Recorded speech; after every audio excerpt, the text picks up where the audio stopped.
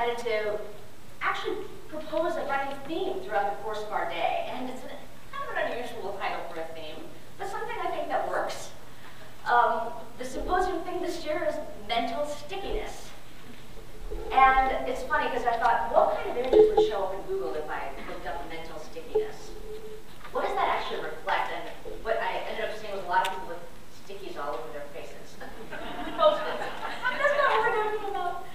What we're really talking about here, and I'm trying to describe it in this brief sense, preoccupation of thoughts, feelings, memories, or action patterns which linger far beyond their present moment utility. So it is this quality of something that you want to not be thinking about, but it's still part of your current conscious experience. And the key here is that when it's no longer useful in the moment, these aren't thoughts we want to savor or emotions we want to hold in our heart. These are things that we know are not serving us. And so to take this kind of a construct and try to understand from the clinical science and cognitive neuroscience, affective neuroscience perspectives is a little bit of a challenge. But I think that the group of speakers that you'll hear from today have done a fantastic job of approaching this problem space, this theme, from multiple perspectives. So we'll hear about things like rumination and worry and mind wandering and a term I just love, attentional rubbernecking, as well as more extreme examples of mental stickiness like craving. So just to tell you a little bit about the outline or structure of our day together, our intention is to explore this theme of mental stickiness from both the clinical science as well as the cognitive and affective neuroscience perspectives.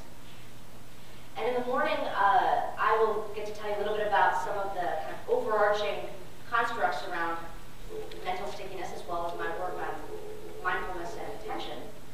And then Sona Division will tell us about her work that does have to do, as Saki alluded to, looking at mindfulness training in the context of postpartum depression.